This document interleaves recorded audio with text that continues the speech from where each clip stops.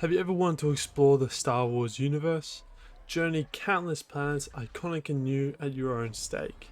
Risk it all to fight, steal, and outwit your way through the galaxy's crime syndicates as you join the galaxy's most wanted list. This is Star Wars Outlaws. This is a game I'm hyped for, as I'm a huge fan of the Star Wars universe. From most of the movies to all of the games, I've always loved them. Now, this game is going to be awesome. The fact that it's set in the Star Wars universe and is going to be an open world action adventure game, the perfect match everybody has been waiting for. The fact the game is being developed by Ubisoft as well is pretty amazing to hear. After all the success with other action adventure titles that they have, we already know this game's going to be perfect.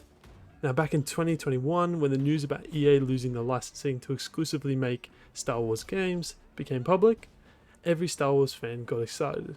Now, it's not to say that EA made bad Star Wars titles, but the fact that other big companies now have the ability to make Star Wars games just made the community happy, especially me.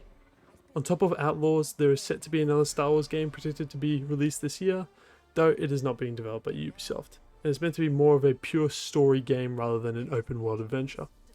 Sadly, we have to wait for Outlaws to be released, as it is being confirmed that it's coming out Q4 this year. The game is set between two movies, The Empire Strikes Back and Return of the Jedi, meaning the likes of Luke Skywalker, Darth Vader, Han Solo, and so many more exciting characters are alive and still in the universe. This is not to say that they'll actually make an appearance in the game, but I do feel like there is a high chance that at least one of them will make it into the story. Now, you're set to play a character called Kay Vess, a scoundrel seeking freedom and the means to start a new life. You're accompanied by a reprogrammed commando droid, ND5, and her shoulder buddy called Nix. You live a high-stakes lifestyle of an outlaw, completing missions of high risk for high reward, infiltrating secret locations and Imperial bases as one of Galaxy's most wanted persons. On top of all that, you'll get the chance to have your own personal ship, called the Trailblazer, to which we can see in the trailers you get full control over the ship's exploration, and you get the opportunity to fight against the Empire and other foes looking to strike you down in space.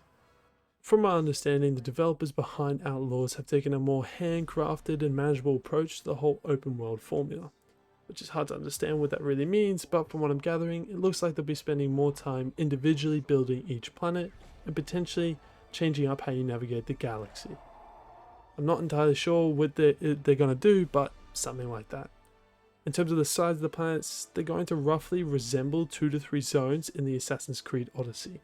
And if you're not familiar with Odyssey, you should know that 2 to 3 zones is still a respectable large map. One thing we do have to remember is the game will be open world, meaning all the planets we also love, whether they're in movies, shows, or even comics, you'll be able to visit them. And for Ubisoft to take on this challenge is quite daring, as we all know the Star Wars community can be quite hard to impress. At the current stage though, we are unaware how many planets will be in Outlaws. Many of us would like them all, but that is an incredible feat. Though Julian Garrity, I'm not sure if I said that right, but it is what it is, who is the director behind the game, has stated the game won't be an endless open world such as fellow space RPG Starfield, which features over 1,000 planets. Though, even if they provide us with a majority of the popular planets, and potentially some that have never featured in a Star Wars game prior, I hope they do them down to fine detail, because Starfield's planets, some have handcrafted elements, but most of it is just generated content, which is not a bad way of doing it, but in the long run it just doesn't look great, you know?